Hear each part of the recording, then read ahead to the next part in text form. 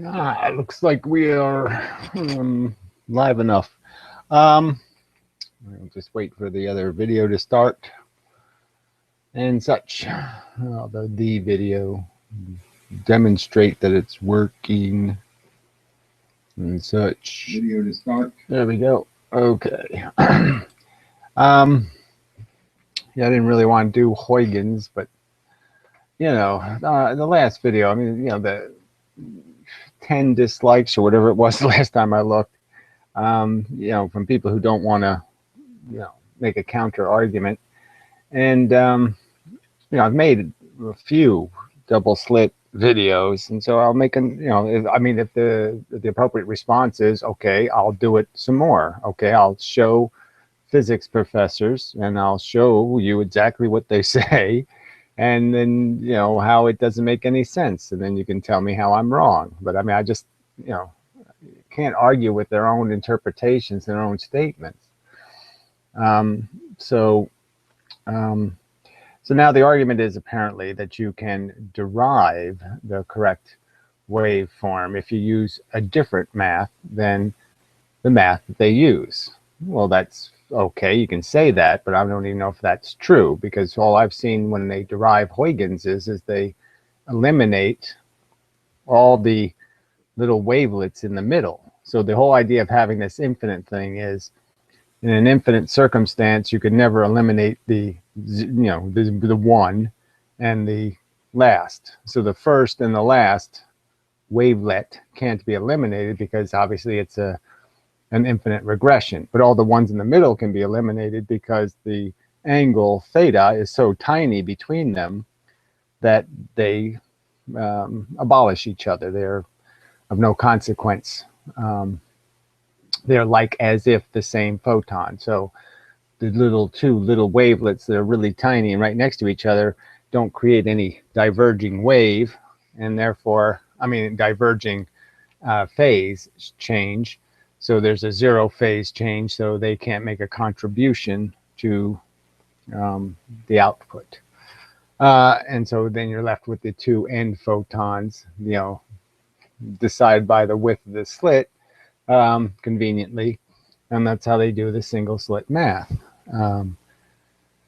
So apparently if you derive the single slit math, you'll get the same result as just eliminate all the middle waves and just keep the two end ones. You know, so anyway, so there's some argument about what quantum mechanics is, and I guess I want to get to part of that.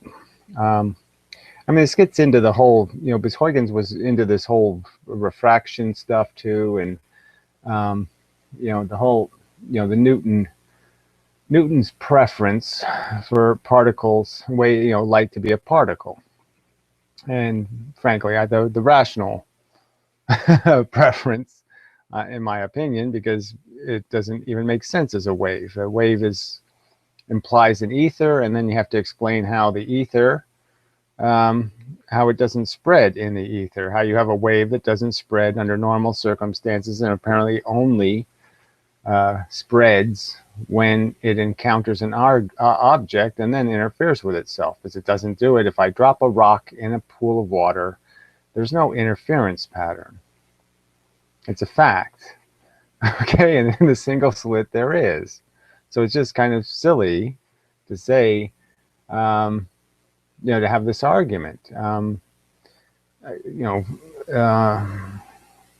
all right, so let's go back to the history of this bullshit. So another fundamental part of this. Okay, so Newton's rings obviously goes all the way back to Newton. And Newton's rings is basically single slit, what was called single slit diffraction. But obviously it's not diffraction because it's an interference pattern. It's on, off, on, off, on, off. So it's exactly what you'd expect in the single slit experiment, in the sense that it's just a circular version of the single slit. That's all Newton's rings are. So you have Newton's rings, and then 100 years later, whatever it is, 18 whatever, 02 or something, Young comes along with his whatever, the experiment that can't really be reperformed his way because he didn't really detail very well even how he did it. But regardless, they can come up with approximations, but it's done with sunlight and blah, blah, crude experiment. And all of a sudden, as all the physics professors will say, Young's experiment proves light's a wave. All right, so here you have exactly the same pattern, except for the strength of the central maxima. So obviously in the single slit, the central maxima is strong because there's no impediment in the middle. I mean, duh, there's nothing blocking the middle light, so you would expect the middle to be very bright, yes. And the double slit. So that's the only difference essentially between the patterns. The patterns are both wavelength dependent, that is the spacing between the bars will depend on the wavelength of the light, and the projection of the image of the bars obviously is dependent on the distance from the slits, and obviously is dependent on how wide the slits are. So the more narrow the slits are, the more spread out the pattern is, and the weaker it is, obviously, because there's less photons. So those are the kind of experiments that really should be probably done with photographic film, something that can be done over time so you can get a full good resolution of the image, because this idea of an instantaneous image, like shining a laser, really does destroy all of the existing but weaker component. All right, so next. So then the young guy does the experiment, and all of a sudden this is proof, absolute proof, that photons are a wave, and yet somehow it wasn't proof in the single slit. So that's your first, in my opinion, the first thing that you just say, this doesn't make any sense. Newton's rings existed 100 years before, more than 100. They already knew of the phenomenon of light bending when you have a narrow opening. I mean, in the sense that the light does this interference pattern, on, off. And yet somehow it's a big surprise that when you have two openings, okay, you also get an on-off pattern that's, and actually an on-off pattern that has the two patterns built into it. So I'll read one of the comments, because one of the commenters point that out. So yeah, no, I just don't know if I want to do the picture drawing thing in this video. It's just not convenient, camera wise. I have to draw it and hold the picture up and can't see it very well, and so I don't know if there's any point. But the key to Huygens in the single slit, you can see it in their math. I'm just saying, you can see where the Huygens is injected, and that there's a number 2 put in the equation to make it so there's a second photon. But the idea is here's the single slit, and what Huygens basically does is says, okay, there's an infinite number of little waves. So let's just say first, the very idea that there's an infinite number is silly. The idea that there's absolutely no proof whatsoever that a wave, as it's moving, is sending a wave ahead of it to create the next wave. So that essentially the wave doesn't just move like a wave, that essentially what it's doing is it's making little waves and then jumps to the next wave position, and then makes little waves and then jumps to the next wave position. We know that isn't what's happening, so why are we pretending that's what's happening?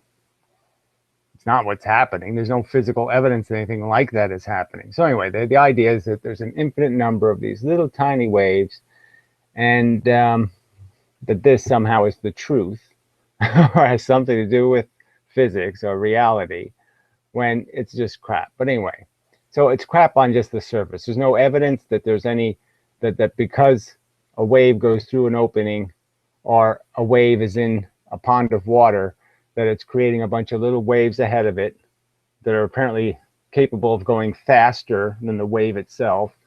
and that's creating the next wavefront. There's just no evidence that that's how waves move.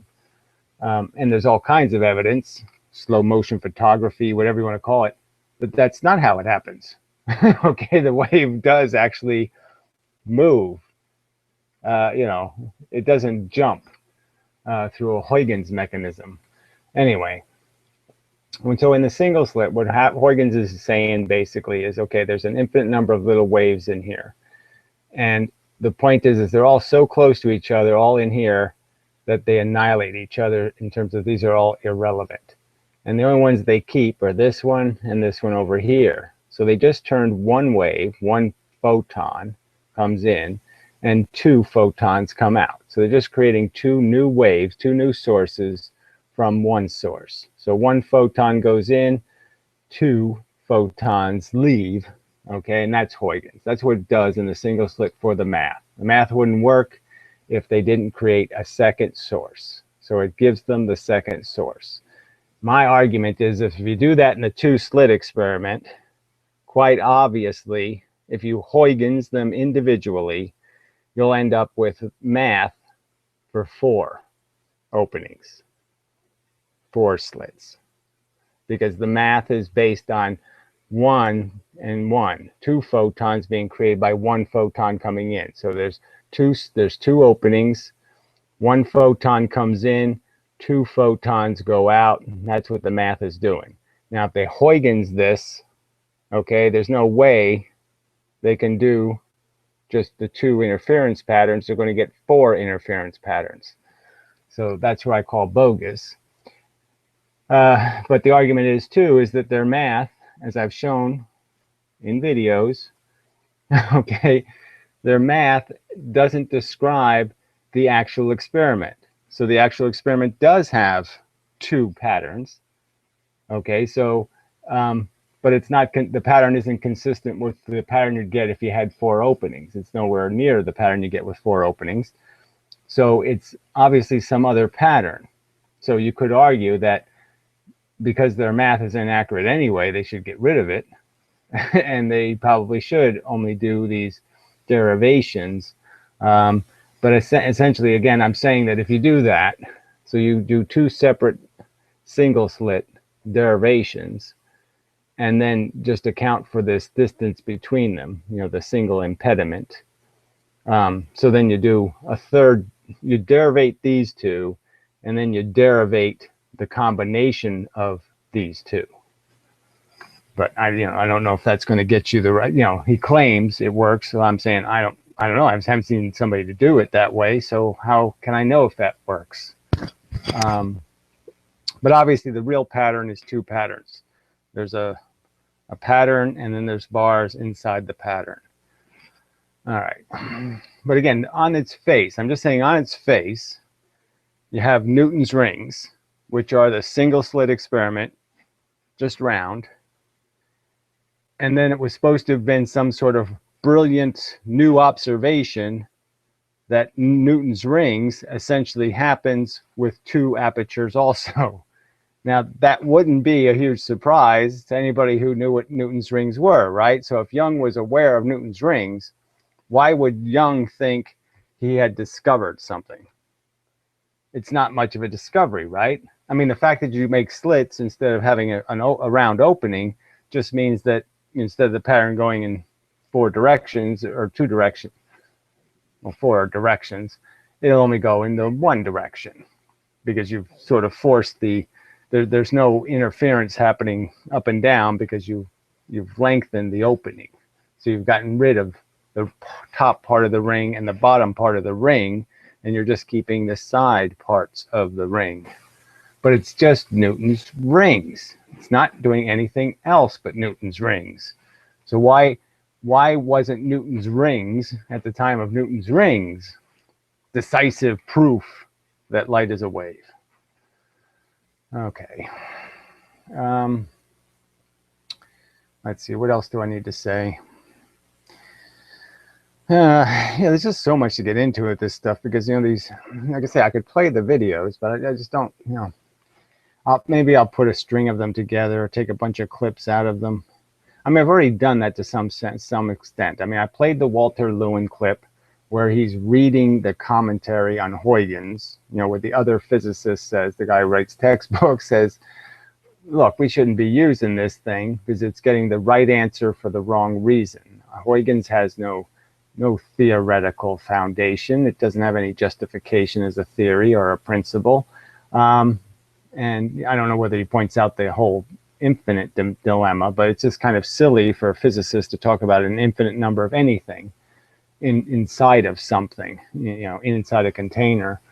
So, I mean, it's, and he just, you know, basically sloughs it off like, okay, well, I guess I'm going to get the right answer for the wrong reason, and that's okay. And somehow that's what good physics is. And that goes back to the Feynman thing, you know, don't bother trying to understand it. Don't bother trying to make it be reasonable or sensible or rational. Just do the fucking math. And that's kind of just a silly way for physicists, the people who are supposed to be looking for the truth.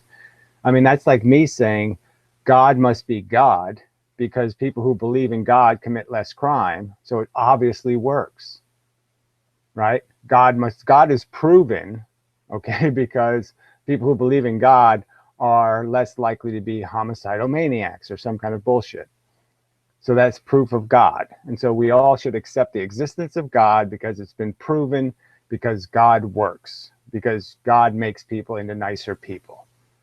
And that's, you know, that's a fallacy, okay, a logical fallacy. It's crap.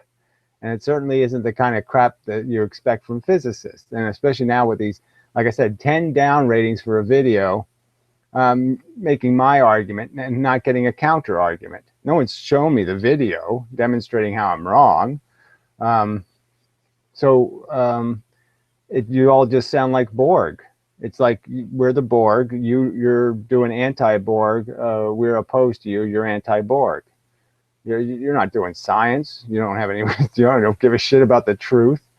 And you don't care that you're getting maybe the right answers for the wrong reasons. You think that's okay. Getting the right answers is okay as long, and it doesn't matter if you're doing it wrong. It doesn't matter if your premises are wrong, and that those wrong premises will be the foundation for thinking on other subjects where you won't get the right answer. And I'll argue that the whole reason space got bent and time got warped and all this shit happened was because of wrong premises. And those wrong premises can get you into big fucking trouble. Like the premise that light bends without having to hit an electron. There's absolutely no evidence that light ever does any of that. The only time light ever changes its direction is it has to interact with an electron or an atom. But I mean, I think it's the electrons, but regardless, and that's what happens. So again, I watched a little bit of a Lewin video today, and like I said, there was little sentences here and there. I mean, I don't want to have to play the whole thing, but I mean, I have to take the segments out that are relevant. But he was talking about refractive indexes, and he was saying this stuff like, well, because Huygens and Newton were arguing about why light diffracts, the diffraction angle into when there's a surface change. And, that stuff has this reflective index or diffractive index or reflective index, yeah. So there was this thing where like Newton was basically speculating that light speeds up when it goes into a denser material like water or glass. And by Huygens' theory, it would be that light slows down. So Huygens was right, but the physics professor is talking as if light really does slow down, which again, I think most physicists, the good ones anyway, kind of know that light doesn't slow down. It travels a longer path. It goes into things, and things happen to the frequency that is light. The carrier is destroyed, and the frequency moves through the medium, so it takes it a longer time. But the idea that the force itself slowed down is just wrong. It moved differently because of the substance. And it wouldn't take much of a movement. So you can sort of understand if the straight line path is this, and I'm going to slow something down by 40%, I can just do it with a triangle. And this line will end up being 40% longer than this line. So you can sort of understand that the hypotenuse is the short one and the anything angular is longer. So all you need to do is reflect off electrons that are not in linear positions, and you do this Elysing thing, and the Elysing thing consumes 40% more distance. It doesn't take much of an angle to do that. All right, anyway. I mean, the percentages go up dramatically as you increase the angle of the deflection. And in the end, it's always the free electrons on the outside of the surface that are going to decide what gets emitted by, say, something that's transparent. But so that's another key thing that physics doesn't seem to understand, you know, is the fact that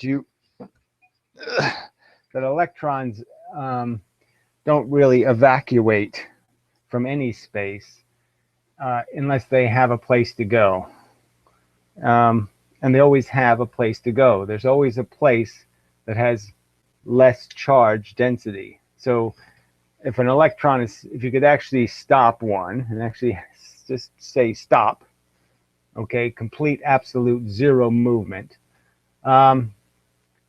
it's basically going to sense, you know, through the forces being emitted at it, which direction has less electrons. And that's the way it's going to end up moving. So whatever direction has less electrons, that's where it's going to start going. And that's how electrons work. And you can't suck them out with vacuums. You can't do any of that because they love it when you pull all the other crap out. They're saying, hey, this is really great in here. I'm not leaving. There's no electrons in here to bother me. I mean, you got rid of the atoms. You got rid of the other influences. So the electrons become very happy. The free electrons say, hey, I've never had it better than this. You know, I can sort of almost relax in here in terms of spacing themselves. Well, anyway. But yeah, free electrons are a key concept in physics that's just totally ignored by physics. So, you know, that's one of the arguments I want to get to. Let's see, yeah, off topic, but in Thunderfoot's latest video, him addressing here, he uses 3 or 4 clips of you and others. Yeah, I didn't know it was 3 or 4. I thought it was 2, but I didn't watch all of the clips because I was like saying, this is just gratuitous, right? I'm going to watch 8 minutes of silly clips by silly people. I mean, you know, everyone's like quote mining, right? Just, oh yeah, I'll just quote mine arguments from people and mock them this simple way because I'm a troll. And that's all Thunderfoot has become. He trolls people. And, you know, so it's just, yeah, I'll make a video, you know, just because, yeah, I should respond to it because it's just such a cheap maneuver, but it was always a cheap maneuver. I mean, he lost in debates with religious people, and the only way he wins is that he, you know, it's like character assassination. You know, he didn't defeat Venom Fang X with decisive arguments. He defeated him by, you know, outing him for all kinds of personal indiscretions or whatever you want to call them, vices. Anyway. Huygens was a homosexual. Well, I don't know. Free Willy. No, we don't need any of this guy. Okay. Jew bellies. Yeah, that's just so. Wow. You're really dumb, right? Yeah. Yeah, really dumb. So, let's see. Where was I? Right. So I'll read this one guy's comment. I mean, it all gets kind of convoluted. You know, and the you know, trying to figure out what part of this is being argued. But I'd just say fundamentally, Huygens is nonsense as a principle. It's a contrivance. It doesn't have any relevance to anything that actually happens. Waves don't create wavelets. It's almost like imposing, it's almost like calling it a principle. It's almost like calling Copenhagen interpretation of the two-slit experiment a principle. I mean, that would sort of be a violation of reason there, because there's no evidence that that happens. There's no evidence that Huygens happens. And it's just a toy, a thing to be manipulated to make what you want to have happen. Like I said, in the single slit, what they make happen is they turn one photon into two photons being emitted from the edges of the surfaces. So the two surfaces now create end photons, and those end photons are used in the math to create the sine thetas and the out of phase landing points on the screen. So, and it's simply, that's all it is. It's contrived to create a second photon because they need it to do the math. And if they're using Huygens, if somebody is using Huygens to derive the two-slit experiment, I'm sure they have some other mathematical mechanism in there, okay, to force it to eliminate the extra photons it makes. They get annihilated somewhere. Because if you do all four of them, it's obviously not going to get you the classic interference pattern spoken about. All right, so the other manipulation I'll just bring up, because it's like the Newton's rings thing. Why is Young's experiment at all meaningful when you already have Newton's rings? If something is supposed to be evidence, wouldn't the more spectacular event be the interference pattern being created by a single slit rather than the interference pattern being created by two slits? It seems to me just logically, rationally sensible to say if one of these two experiments is supposed to be considered meaningful or to have impact, it would be the single slit experiment creating interference with one photon. That's the one you have to explain. And apparently they just ignored it, pretended it didn't exist, and then said, oh, look how surprising this effect is, as if it was a new effect, that we'd never seen it before. Physics has never seen this interference pattern before, when Newton saw it. I mean, you gotta call bullshit when it's time to call bullshit, and that's just fucking bullshit. To say Young means something in the context of the pre-existing experiments by Newton is just kind of overtly silly. What could the two-slit experiment possibly add that isn't already something you could prove with the single slit? If there's a real phenomenon there, again, the more dramatic presentation of it is when there's only one opening and you end up with an interference pattern, for fuck's sake. Okay. Right, now I was going to make another point and I forgot it. Damn. That's like in that vein where just by looking at what they're doing, you can see the chicanery. Okay, this is it. So they're always playing with the width of the slits, right? So if somebody wants to make an argument, they just manipulate how wide the slit is to say, look how nothing that pattern is, or look how something the pattern is. So if you want the pattern, you can change how the pattern looks by just making the slit wider. So if you want the most bars in your pattern, you ideally want to have like a pretty wide opening, like a millimeter, a half a millimeter, something you could see the size of that opening. Because that'll get you the biggest spread of bars that are still visible. That is enough light where you can see them in a single slit. But if you want to make the single slit look completely uninteresting, then make the slit really, really small, because then the central maxima will dominate and everything else will just disappear. And you'll end up with just this one big hump with little tiny humps, and the single slit experiment becomes totally uninteresting. So it's only so if the aperture is too small, the pattern goes away. The aperture is too big, the pattern goes away. And that's a key thing not stated, is that the pattern has a location that is not, it's not at it's in some middle ground. not the middle, but I'm just saying it's in a middle ground where too small an opening destroys it and too big an opening destroys it. Too big because too much light gets through and it just annihilates everything. Because the pattern's too subtle compared to the volume of light going through the center maxima. The center maxima becomes so dominant, nothing else can be seen as a percentage of the photons. And if you do the opposite, and make the slit too small, you're just getting too few photons. So unless you're willing to use photographic paper or something, making the slit really small isn't going to work with a laser beam, because you have to build up the pattern because so few photons are getting through the slits. I think that's one way of saying that. The other way to say that is that you have to move the target closer because your pattern is spreading out so far. That's another problem. You're at the same 10 meters away, you're going to end up with a pattern that might be 15 or 20 meters across, kind of a thing. The diffraction is so wide.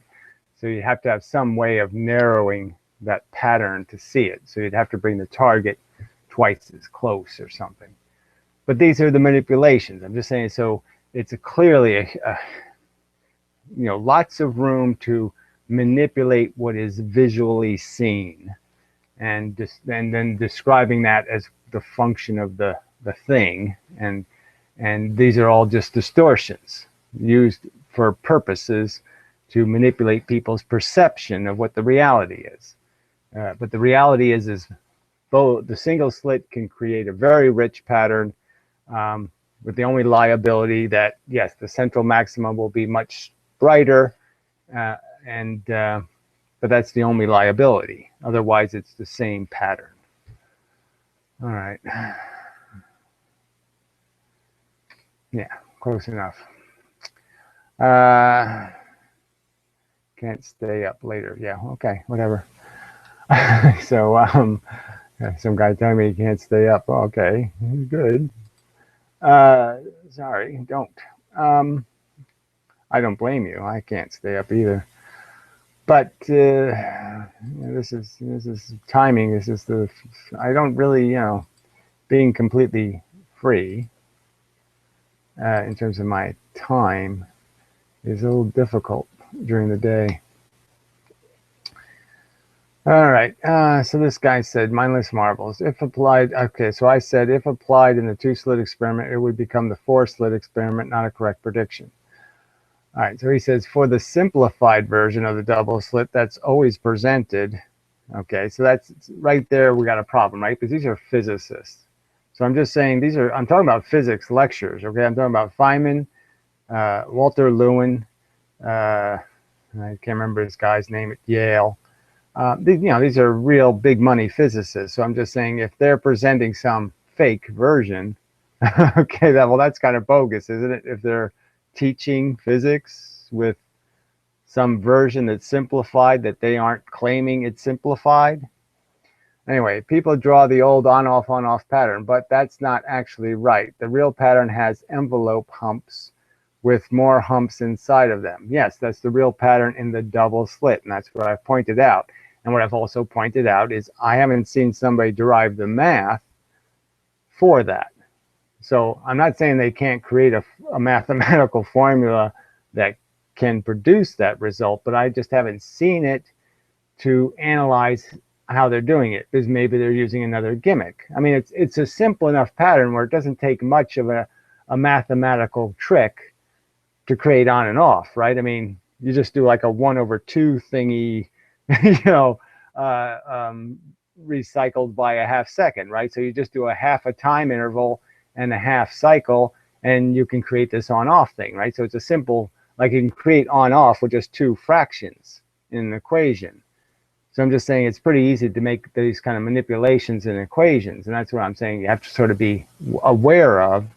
And if you look at the math they use for the double slit experiment versus the math for the single slit, you'll see that the only difference is their injection of the Huygens second photon. All right, which is at the width of the slit. So I'm just saying, so they've they established the width of the slit as being the distance between the two photons, as if there were two when there was only one. But I'm just saying that's how they do the conversion from one photon to two photons. All right. When you apply Huygens to a double slit, this actually is what you derive. I don't think the prediction is off. Okay, so you're saying it isn't.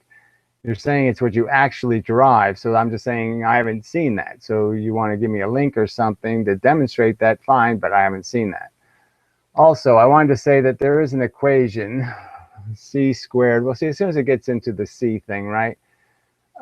This got into the whole, when they stood doing the math for the refractive index, and that's whatever the guy's name is, some S name, another Dutch guy. But anyway, and they start, even Newton was talking about the velocity of light and as a variable. And, I think it's stupid to consider the velocity of light as anything but a constant. It doesn't vary. So if it's in any equation, it has to be understood that it can't be variable. Okay, so you're stuck with it. So I don't know, this says something, I guess that's theta squared y, theta times t squared equals c squared theta squared y divided by theta x squared. So that's getting into two velocities. So that's my whole argument. So the y and the x there's no x in one side of the equation, so they've converted one into time. It's kind of doing this, the geometry of velocity, which is a component in one direction and a component in another direction. And that's what was so irritating almost about watching these calculations of diffraction angles in the context of, because I sort of wanted to get to this, because it's related, from another guy's comment about the lensing argument. The whole idea of light being bent by gravity. So there's two ways for something to move in space, right? If I have a spaceship and it's moving this way, I could hit it, and it doesn't mean, and so now it's got a component going this way. So it's got a component going this way, and it's got a component going that way. And the two of them will add up to look like this, and well, this. But we know that it's a component. We know that what it's really doing is moving in some sort of other kind of way. Part of it's doing one thing, and then part of it's doing another thing. And those two things are adding up to what we see as a diagonal. But it's not really what the forces are, because the forces always stay kind of independent. That's the superposition argument, kind of, in the sense that, so they use superposition for different things, but I mean, that's sort of the superposition argument, is that the forces don't mix. And that may be also true for things like velocity, that it's not mixed, that they're still independent velocities in directions, and that their mixture only looks like a mixture when you see something moving, but the actual stuff inside of it is doing the pretty directly going this way and going this way. The components are still extractable as x and y forces. So how would that work with light? So if you were going to say you could bend light, you'd have to then say that light could have multi-dimensional velocity. And see, that's where my theory, I would argue that would be impossible, because light is, the whole idea of light having mass in one dimension is the idea that it only has mass in the dimension it's heading in. It only has mass forward. It doesn't have mass in any other direction. So light can't do this. It can't have two velocities. And that's what they sort of try to give it. And that, so in the lensing argument, you could almost argue that if you, so in one circumstance, they're saying light has this ability to absorb multi-dimensional velocities. So what would be the implications in the gravity argument would be is that you're not really changing this, you're not making a change in its vector. You're by bending it. Okay, because if it had both components still, how to best put that? Its exit velocity would still be the speed of light. So yeah, but see, it's like, because material objects are in 3 dimensions, so they can change their gyroscope, so to speak. But light couldn't do that. So in a sense, what you would say is what gravity would be doing, it would be taking something moving this way and just move it sideways. It wouldn't be able to change the angle of it. It would just be able to move its position this way. So that wouldn't be theoretically bending light. It would just be moving it to a new position where it's still going straight. So it's not an angle change. Because we know the electrons do the angle change. All right, so that's a really complex, well, it's not really complex, but it's complicated to explain. So I probably didn't do that very well. But there's a big difference between going this way and being pushed this way. So having wind blow you this way as you're sailing this way, and actually a change in direction. 2 different things, especially in a world where you have, like I said, that where things can exist in 1 dimension, which light exists in 1 dimension. All right. So next comment here. Well, I'll see if there's any other comments posted by people. I assume they're people. Where the hell's the room? Huh. I know it's one of these. Okay. Let's see. You're missing the point of the paraelectric functions of GOHANS. I don't know what that is, but who cares? Quantum paraelectric. There's no paraelectric, whatever the hell that is. Explanations are critical for your theory. Well, they're really not. Electric isn't even a real phenomenon. Electric is just a form of magnetism. I mean, electric isn't really a thing. Okay, it's a consequence. How better to put that?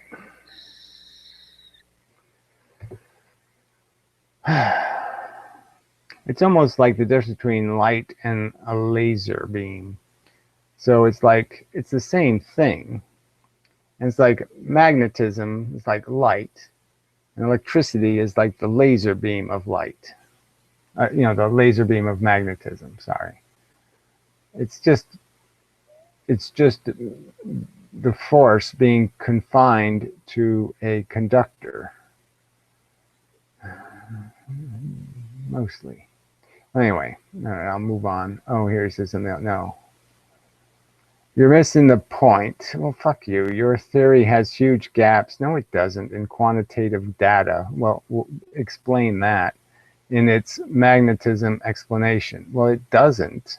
So, fuck you. There's no gaps, especially in the magnetism part. Let's see. Magnogravitics, whatever.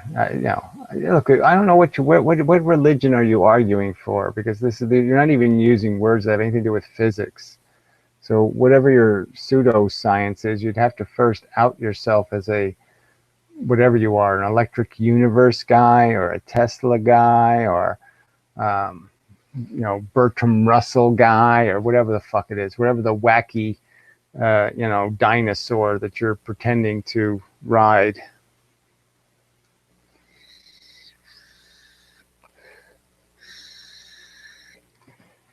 So anyway, I'll find that ignorable and move on. Whatever. It's not an homonym. I'm saying that there's no point in you throwing your religious jargon at me Mohammed says, well, I don't care what Mohammed says. Prove to me that Mohammed is relevant first.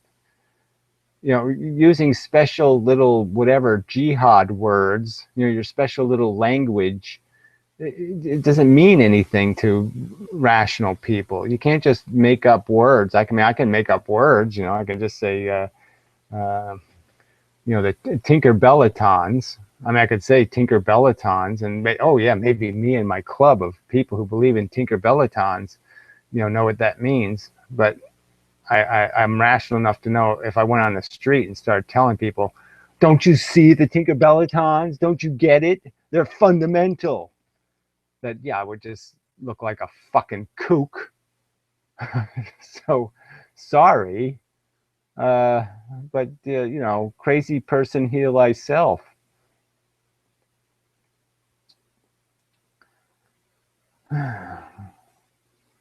Yeah, I don't know what a pish is. So I need to know a school of pish. What the fuck is pish? Pish. Pish. Phish. I'm supposed to know what the fuck that is. Sorry. Doesn't work for me as a word.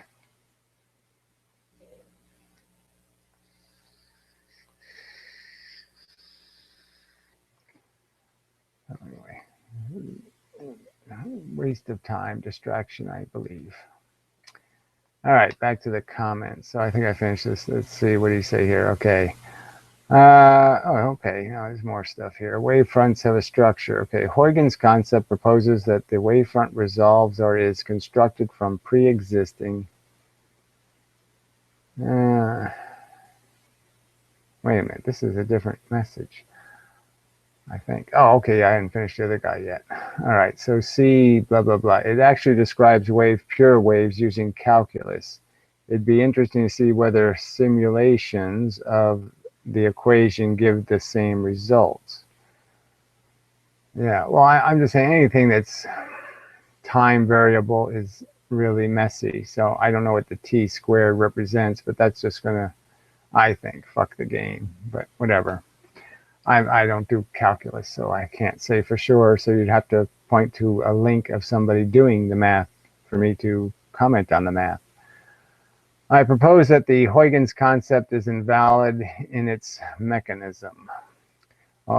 This is DB. Although the end result is the same. So he's basically saying, yes, right answer, wrong reason. The Huygens concept proposes that the wavefront resolves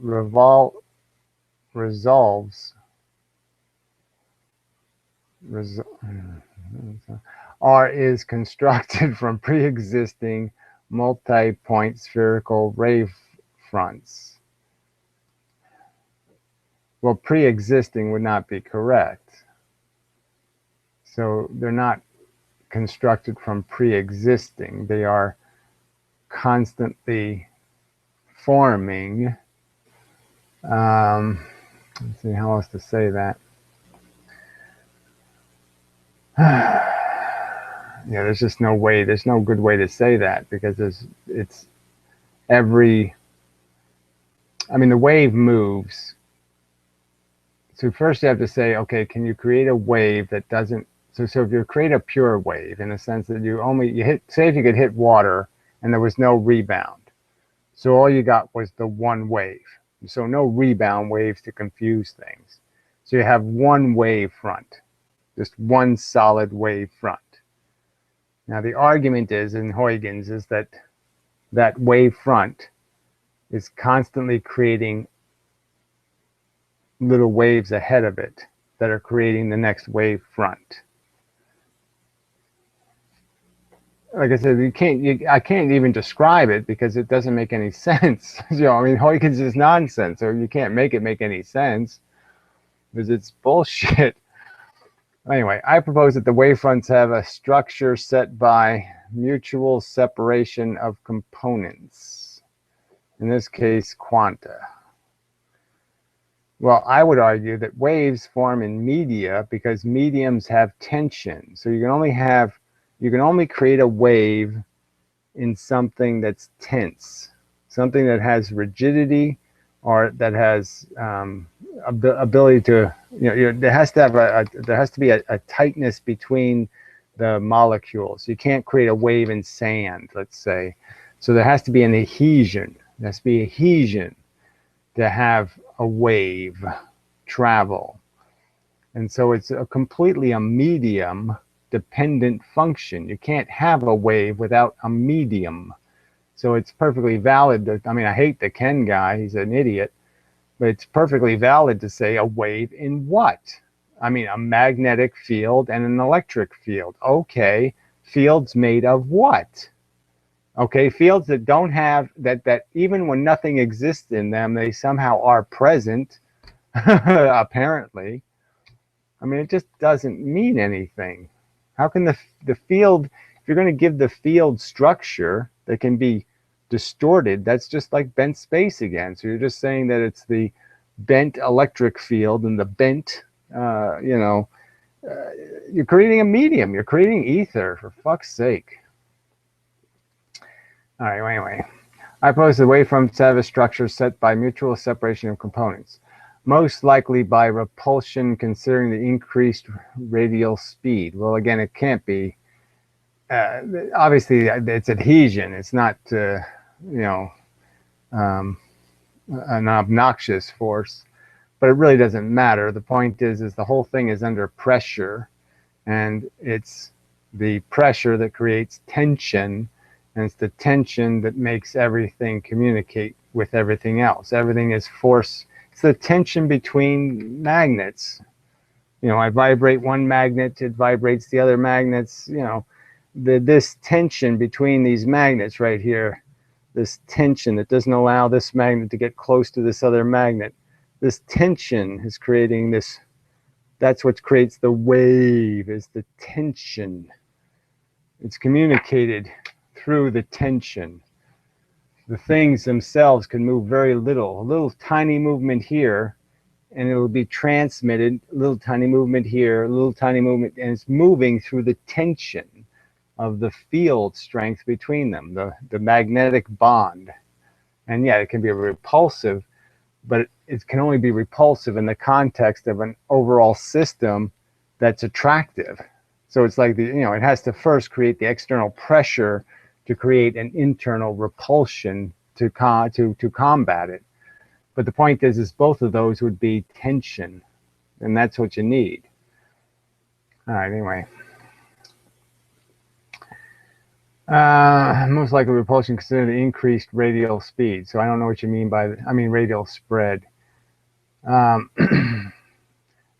think the spread just has to do with the inverse square kind of stuff. The multiple point wavefronts of Huygens are not allowed to occur in this structure. Sorry, I don't know what that means. If that surrounding constraint is removed, a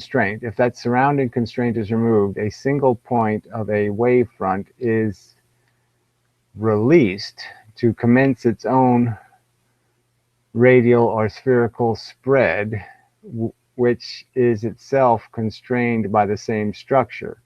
Well, obviously, there's got to be some point of momentum here. So if a tiny wavelet, like there's an infinite number of wavelets, and I all of a sudden say, all right, wavelet 1,473,000, okay, is now free. How could that wavelet have anything but 1/1,000,000th of the power of the original wave? So somewhere in here, somebody has to get rational and say, well, obviously the entire all the mass that has been moved in the transmission of the wave can't possibly be funneled into that one single wavelet. So it just creates a problem of as a practical argument. Yeah, this is all fine if you don't need to come up with energy to maintain the wave's propagation, but we know in most mediums you do. Obviously, light is a different kind of phenomenon. If you can make one photon clone into multiple photons, well, okay, yeah, the photons still have to be photons because they're quantized, but clearly nobody, I mean, if you wouldn't trick Einstein with that. I mean, Einstein's not going to believe you can make 2 photons out of 1 photon. So he's going to obviously argue that breaks conservation rules. Passage through a slit removes lateral constraint and allows one or more, depending on the width of the slit, new spherical waveforms to form. Well, again, it's not one or more. It's completely dependent on the surfaces. So whatever the obstruction is will dictate the creation of the new wavefront. So the new wavefronts will be created wherever there is something that impedes the progress of the wave. Yeah. But that's how it works in physical waves, right? Is that friction is what, it's the adhesion of the water, right? The water molecules adhesion to each other, and then those molecules that are closest to the surface in water end up sticking to the surface, so there's drag, and that's what creates the new waves, right? The new bulging waves that come out of the double slit in a water wave situation are created because there's adhesion, and the water doesn't travel as fast on the outside as it does in the middle. So the maths of Huygens prevails. Well, it says you, I just don't think so. But anyway, as for the screen pattern in the experiments, I agree with Emendum regarding the complexity of the interactions between the photons and the slit material. Maybe a separate comment. I don't know. Well, maybe, but regardless. Okay, so Hoffladay's comment, which I found irritating. Because Huygens is to do with waves doesn't make it quantum. Well, I would argue that quantum mechanics is entirely made out of creating a wave function. That's quantum mechanics. My argument is that quantum electrodynamics, the original quantum mechanics, had nothing to do with assigning photons a wave function. It just had to do with the idea that photons have a frequency and they travel in a straight line, and when they interact with electrons, they cause it to accelerate, and there's a change in momentum. There's a change in vector, if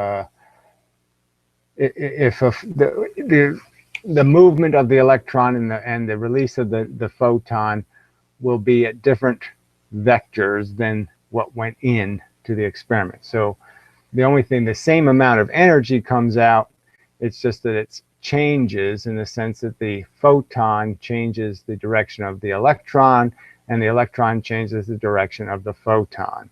That was quantum electrodynamics, and that had nothing to do with waves.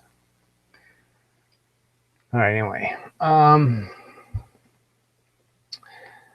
Doesn't make it quantum. Maxwell's equations are all about the waves. Well, no, they're not. So you show me that. Maxwell's equations are all about straight line force. So I'd almost argue it's exactly the opposite of waves. Maxwell's equations are basically gravitational equations applied to magnetism and electricity. And the whole point of Maxwell's equations were that it was through Maxwell's equations that there was realized that the speed of force is the same as the speed of light, that light is moving as fast as the force is. So you could just say the speed of force instead of the speed of light, and that would be correct. And it was Maxwell waving on it, okay, because of his own preference in terms of a theory. But the equation doesn't have a wave in it, it has frequency in it. So it's to say it's all about waves when it's all about Maxwell's, all of his equations are basically pointing out that there's vectors, straight line vectors of force. And they do the divergent thing, just like gravity. They're straight line vectors and they diverge. I mean, fuck, that's not waves, but it is a classical theory. Again, Maxwell's equations aren't a theory. You won't find any documentary claiming a quantum description of the single slit using Huygens. I can't believe he's even said that. I can't find anything other than a description using Huygens to do single slit math. I can't find a single one that doesn't use Huygens. You won't find any documentary claiming a quantum description of single slit using Huygens. I don't understand how you could. The fundamental argument of the interference pattern is quantum mechanics, for fuck's sake. The idea that there's no real position, that it's a wave of probability, that's all dependent on there being a photon interfering with itself. Again, you don't even get the argument. The argument is the very idea of a photon interfering with itself is idiotic, that this has nothing to do with the space between the slits and the target, and has everything to do with where the photon travels through the slit. And if it goes through the middle of the slit or it goes through the very edge of the slit, it's going to decide which way it goes. And it has nothing to do with any fucking interference fucking pattern. Wave interference.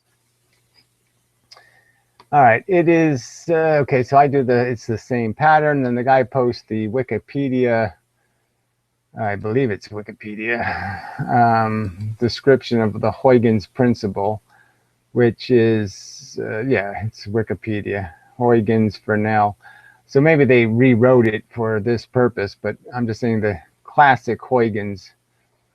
I mean, maybe this is the technical description of it. I'm just saying it's just so convoluted. Huygens principle can be seen as a consequence of the homogeneity of space, which right there, what does that mean?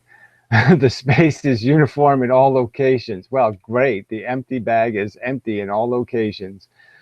Any disturbance created in a significantly small region of homogeneous space. Now light is a disturbance, so we don't even get to think of it as a thing. It's somehow a disturbance in a puddle, or in a homogeneous medium, propagates from that region in all geodesic directions. The waves created by this disturbance in turn create disturbances in other regions. Now that doesn't make any sense, right? So if the wave is going out, if I put a drop of rock in a puddle of water, it doesn't cause disturbances in other regions. It causes disturbance in very specific locations as the wave propagates. So the way they said this is just so bad. I mean, it creates disturbances in other regions and so on. So by that, this guy's telling me, the Alexander Zappa guy, is telling me that that statement means the wave propagates in a forward direction, spreading forward, and that it disturbs the regions ahead of it. Well, that's for sure. I'm just saying I can't make much sense out of that. Create disturbance in other regions and so on. That the wave causes the wave to wave the next wave, and then that next wave waves the next wave, and then it waves the next wave's wave. I mean, it's just silly. The superposition of all the waves. Okay, so now we're back to the tiny little waves.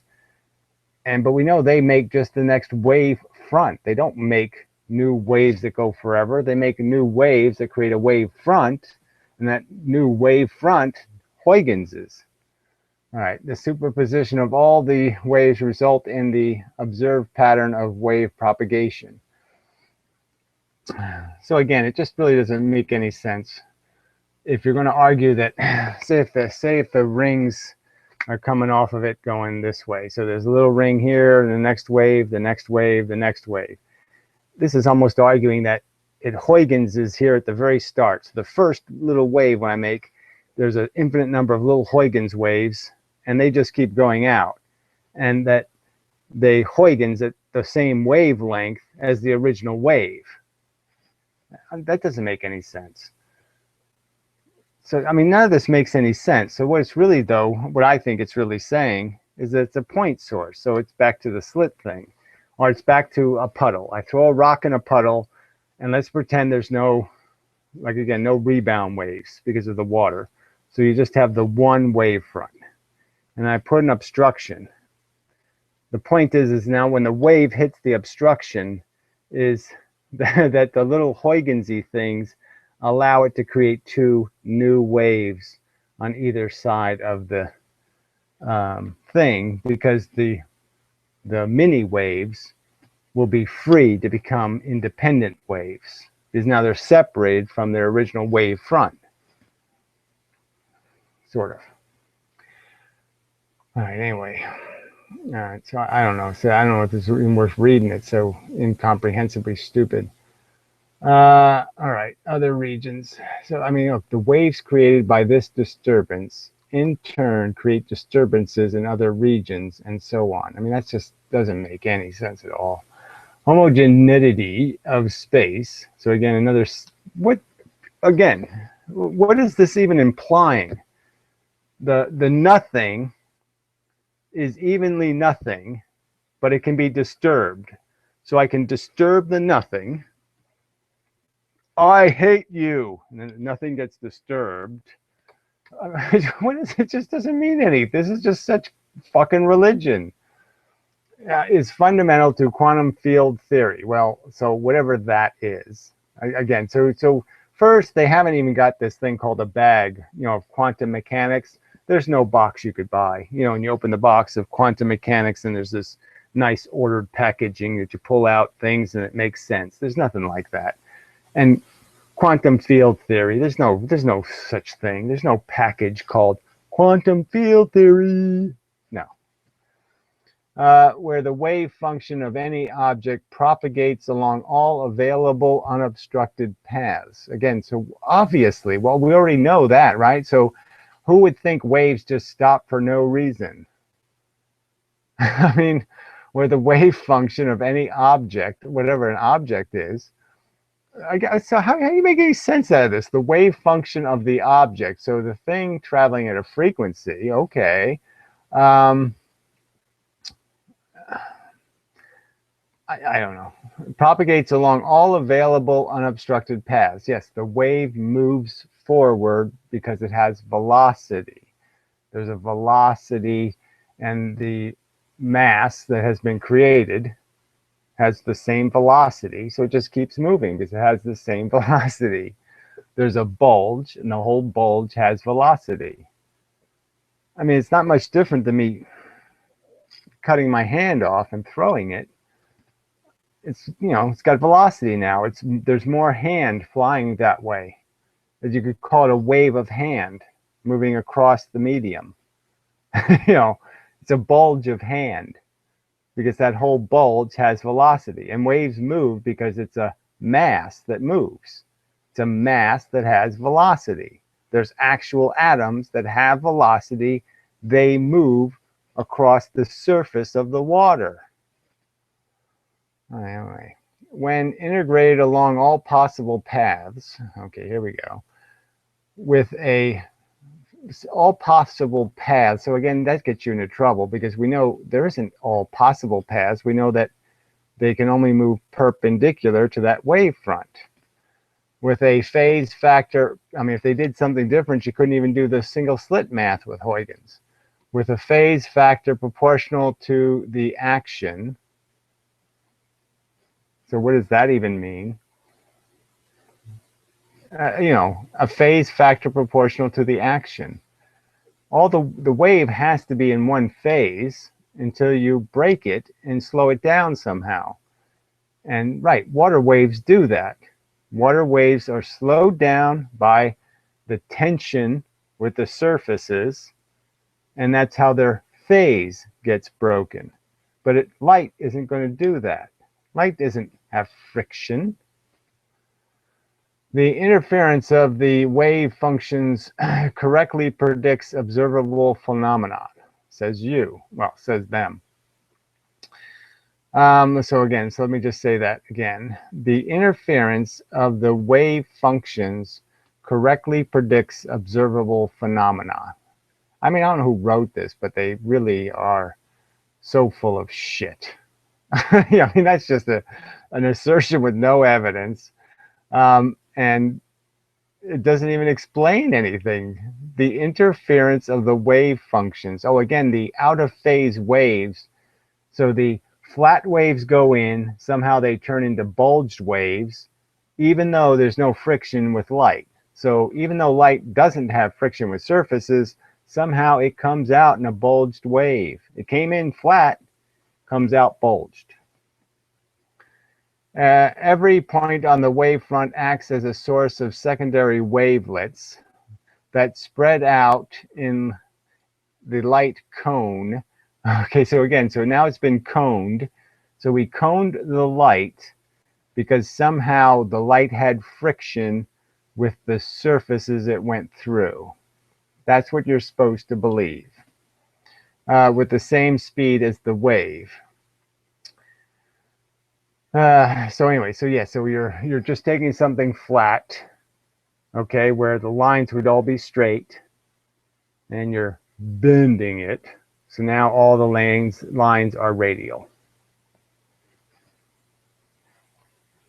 And light just automatically somehow gets bent when it goes through an opening with the magic Tinkerbell Compton factor.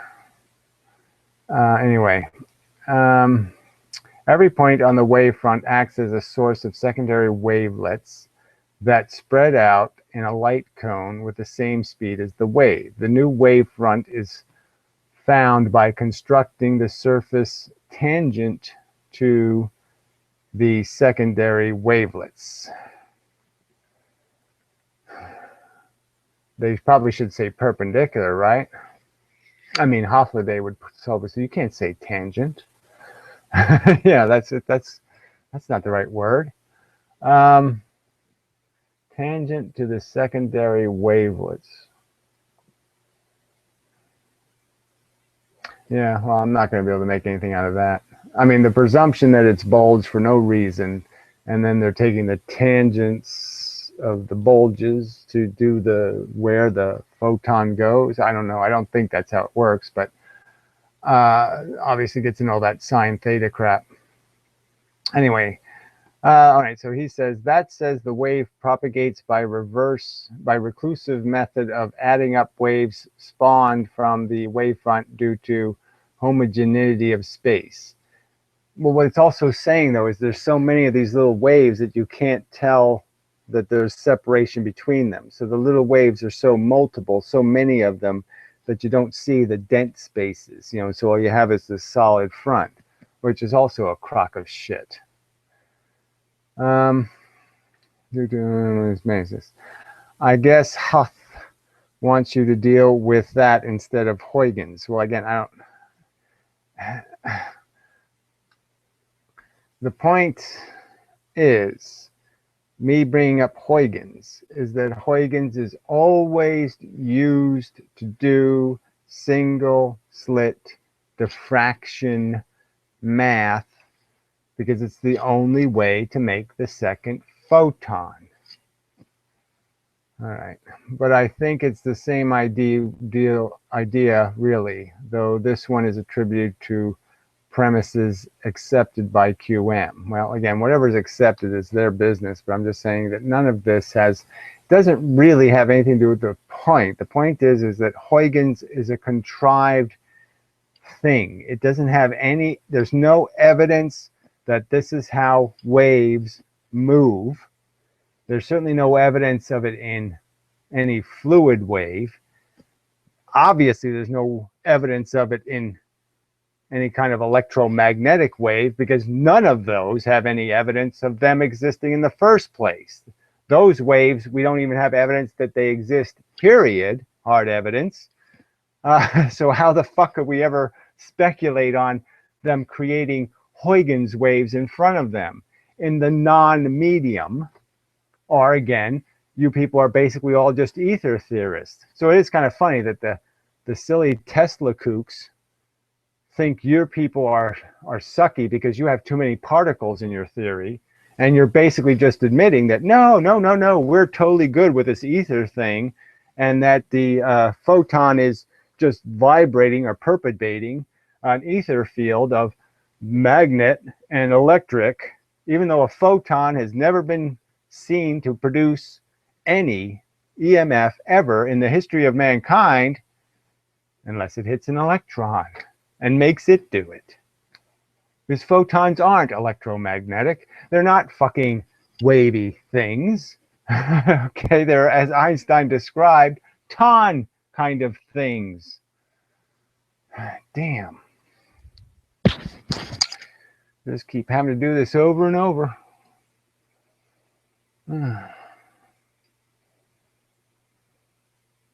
Oh, sorry, I didn't look at the comments for a while. Sorry. No offense. Oh, good. Nobody said anything. Let's see. Amend him. He's such an ego whore. Whatever. Anyone else agree? Who cares? I mean, let's say I was the most egomaniacal motherfucker that ever existed, the most vain, disgusting. I actually do believe, yes, apparently I'm smarter than everybody because I figured out really complicated things like bad feelings are bad. I figured that out. Really bad. That means like they're actually bad to have in the universe. It's bad to have bad feelings, okay, that don't need to exist. So unless the bad feeling actually produces some kind of gold or something, the bad feeling shouldn't happen. So I was smart enough to figure that out. Yeah, I was smart enough to figure out that evolution doesn't have a brain. And then I was capable of unifying physics. So apparently I'm smarter than all you motherfuckers because you can't do anything sensible. So yeah, in that sense, yeah. But it's not really a good contest to win. You know what I'm saying? I'm saying, okay, yeah. All right, I wouldn't like the gold medal of smart, but it's the special fucking Olympics. I mean, you people aren't just stupid. You're motherfucking stupid. Anyway.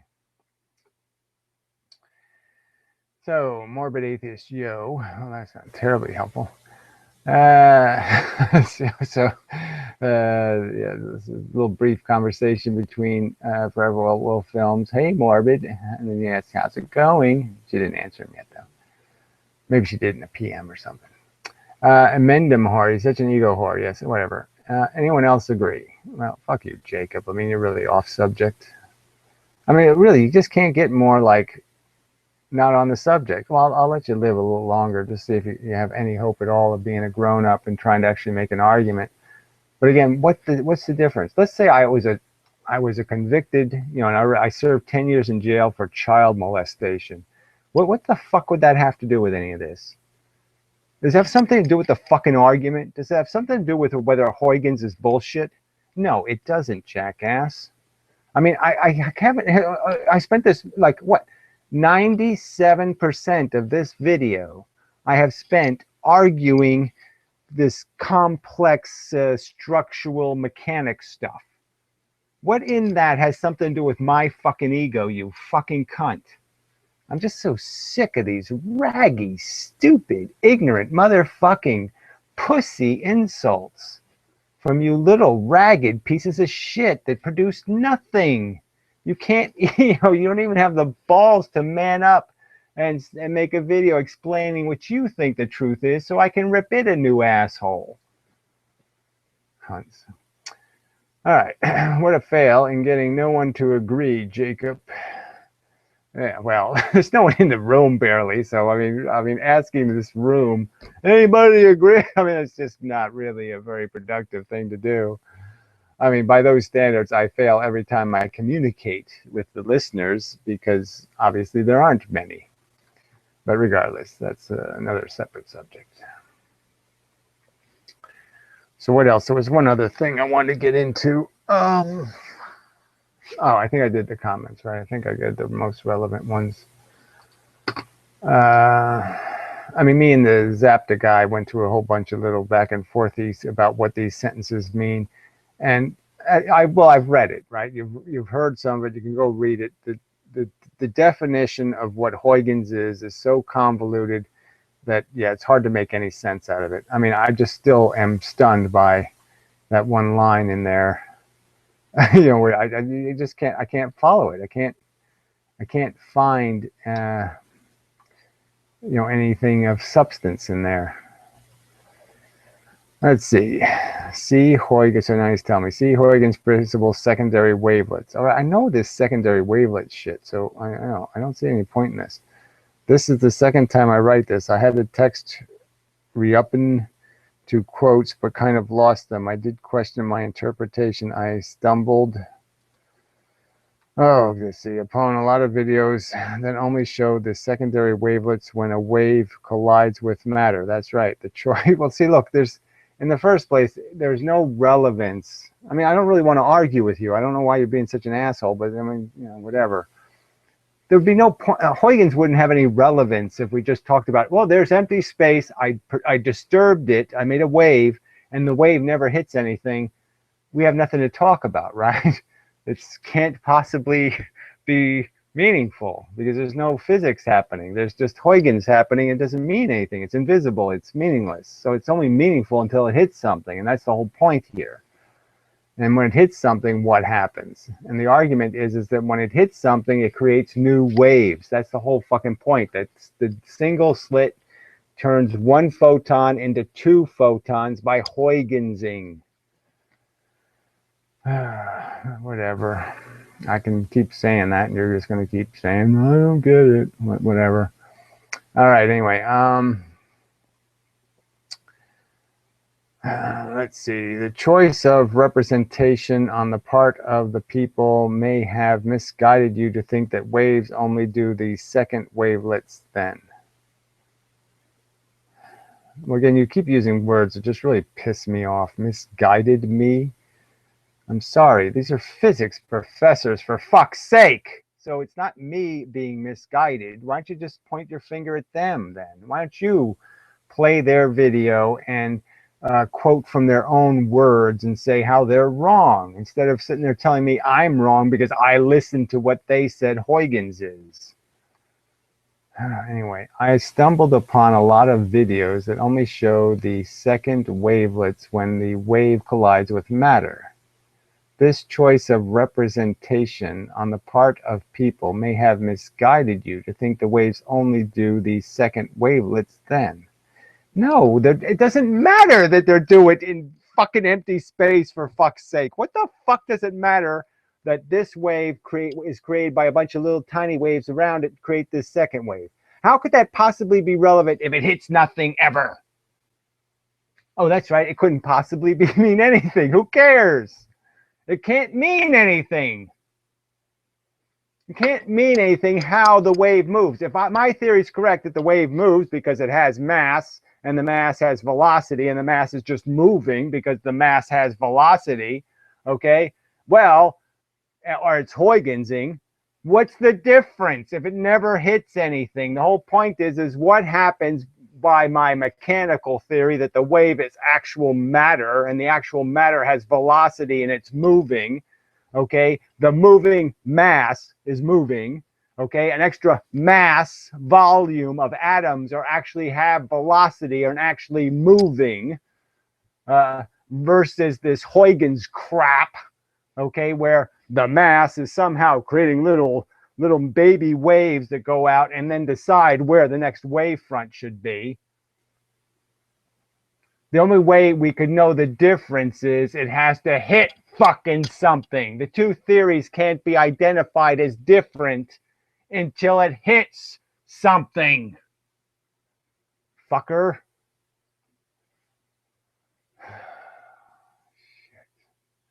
Anyway, this video shows the interpretation I described. My description is consistent with many facts, such as the infinity thing. Well, you say infinity is a fact. Okay, you say an infinite number of something inside a confined space is possible. Well, I say that's a crock of fucking shit that you'll never prove, fuckhead. Yeah. All right. Also remember that the two waves Huygens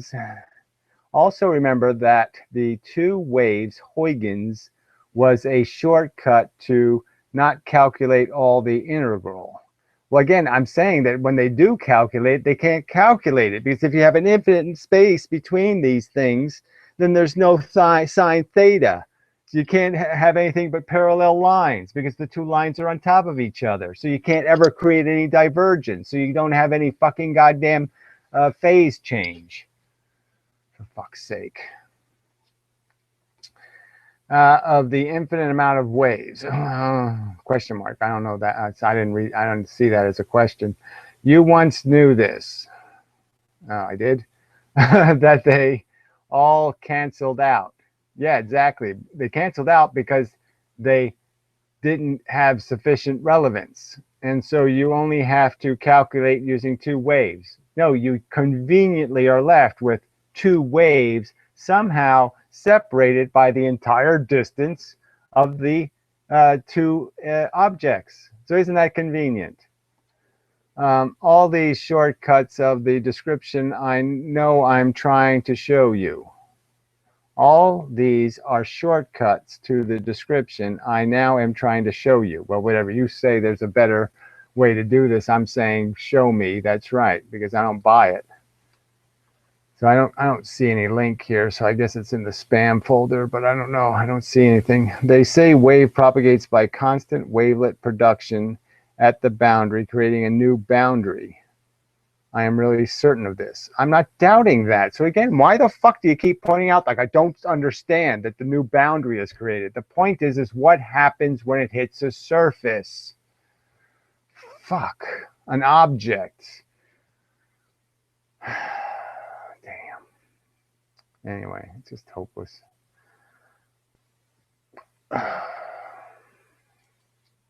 Hopeless. Again, it has no rational foundation. There's no evidence that anything on Earth creates an infinite number of little waves in front of it. None. That's the starting point to this conversation in this whole big pile of butthole. But I mean, you know, again, this is just like catch-22 religion. Well, the catch-22 is if you do this, this, and this to Huygens, you can make it work. Yeah, well, you could probably make anything work by that description. All right, anyway.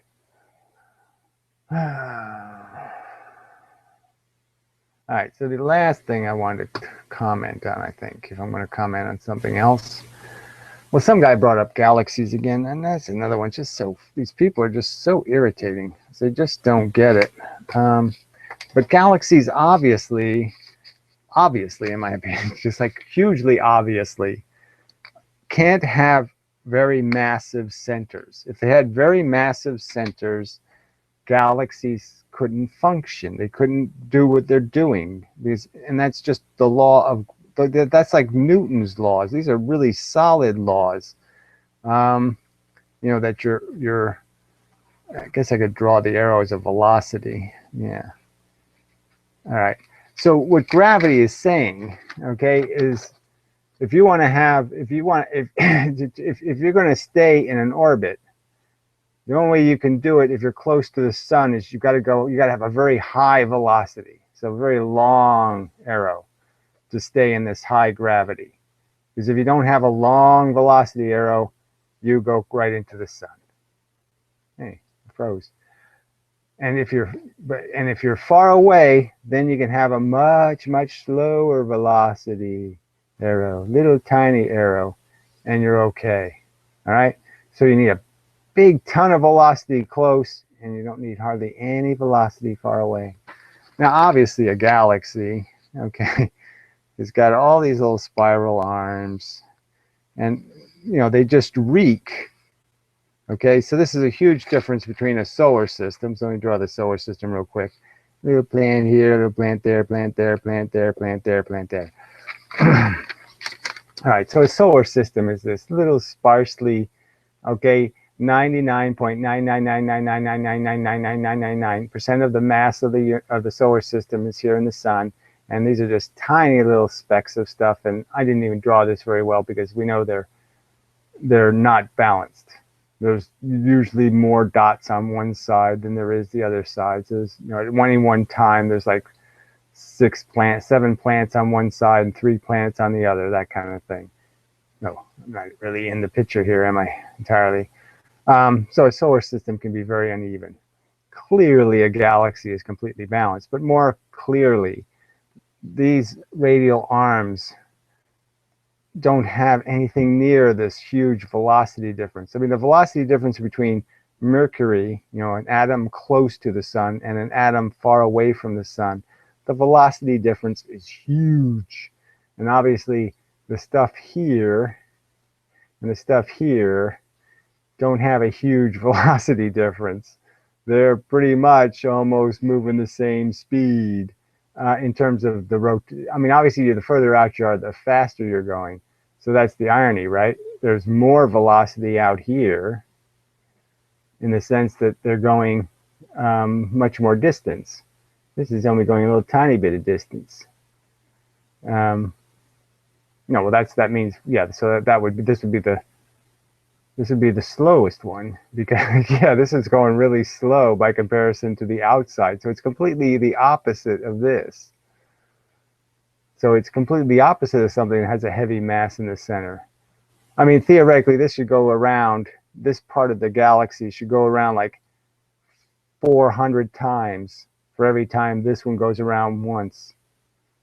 So they're just completely not connected. So the real point is that in galaxies, it seems to me clear that the bulk of the mass is in these arms, and that the suns actually, little suns here, that they're actually moving faster towards the arm than they are moving towards the center. So they're more gravitationally being pulled towards the arms than they are being pulled towards the center. All right. So enough of that one. The one I wanted to get to was somewhat, it's related to gravity somewhere. Oh yeah, this one's kind of a big one. All right. So I was thinking about electrons and protons, and I was thinking there's no way to really detect how influenced by gravity they are, because there's no way to put them in a field that isn't covered in charge, in the sense that there's an like obviously if I took an electron and put it above my desk, the huge number of electrons on my desk are going to decide where the electron goes, and it's probably not going to go to my desk. Well, it might go to the protons. If I can if I can scrape off all the surface electrons, then it might go to my desk. But it won't be gravity that moves the electron. It's going to be magnetism. Okay, it's going to go where it's going to go to an electrically neutral place. It's not going to go to a place where gravity is going to push it. So I don't know if there's any experiment they could actually do where they could see an electron being pulled in by gravity and not being pulled in by protons or some charge element. And the same thing goes with the proton, right? Because it's charged. You can't really separate it from environments that are charged, and so it's really hard to tell whether it's actually affected by gravity. So I was thinking that the thing left over is the neutron, and that neutrons might be the only thing that give matter their gravitational mass. That mass is really just a reflection of how many neutrons you have. That neutrons are the only thing being affected by gravity, and that electrons and protons are using a force that's in the field, like gravity. It's the polarization argument. So it's almost like you could argue that it's red, green, blue. It's three polarizations. And the neutrons are doing the gravity thing. The protons and the electrons are doing the magnetic thing and the charge thing. Or you could say the protons are doing the charge thing, you could say the electrons are doing the magnetic thing, or vice versa, but it doesn't really matter.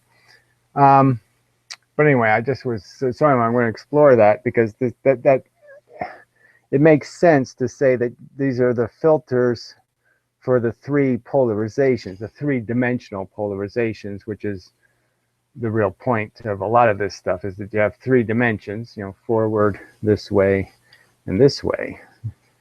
And that these dimensions have a catch to them, in the sense that two of them are similar and one of them is always dissimilar. Similar in the sense of they're on the same plane. So it's like these two dimensions, this way and this way, are on the same plane, and this one's the one off the plane. And it's always like that, no matter how you turn it, that there's two on the same plane and one of them off the plane. Right. So the proton and the electron would be on the same plane, and the neutron is the one off the plane doing the gravity thing. Well, anyway, I need to evolve it a hell of a lot more.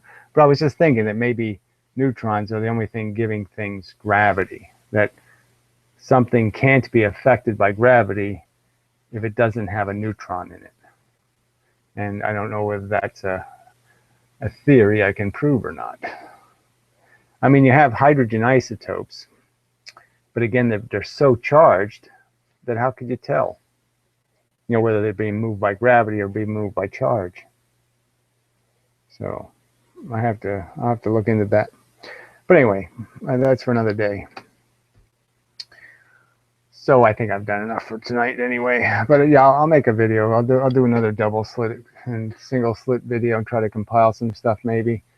Not tomorrow, but I guess I'll get to it. I mean, look, this is the foundation experiment. I thought I did a very good video. I pointed out how I can provide an explanation for why light diffracts going through closures.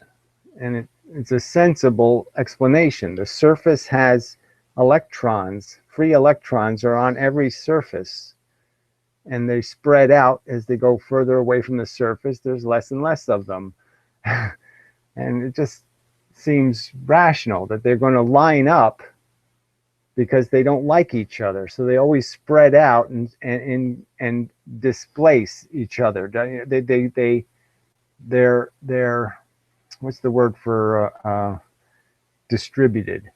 Their distance from each other is distributed across all of them because their field pressure associated. So if two electrons are closer to each other in a field of 10, the rest of them will spread out, will go a little closer so those two can go further apart. They'll always do that. And the fact that they're doing that on the surface of anything that is opaque to light would mean that any surface like that would create a barrier of electrons that are going to not move straight and therefore diffract the light. Anyway, I've already been through it. But I think that's a reasonable explanation. The free electrons are vulnerable to being obliged to move in certain directions because of their association to each other. And that obligation, so it's like if an electrons are bound to each other in terms of a distance separation, there's a triangle of them and they're equal distant. The point would be is the electron will now have to move in between those two. So if I hit it with a photon going this way, it's going to tend to have to move this way, if you get me. And then when it releases a photon, it's going to release it in this forward direction rather than the original direction the photon arrived in. I think that's really solid. That's Feynman shit, for fuck's sake. Well, anyway. Enough for this video. I just got so much to do. I just can't see getting bogged down in this. But I mean, it's the foundational thing. Again, the physicists keep saying it. This is the double slit Young experiment. This is the foundation of quantum mechanics, blah, blah, blah, blah, blah. And I'm just saying that it's obviously a shitty foundation. It's like, look, it's like, keep going back to it too, but I'm just saying that, Einstein's theories are all dependent on this stupid claim that light is bent by gravity, and they still haven't proven that. Yet they claim it to be a fact. Anyway, enough. Till next time and such.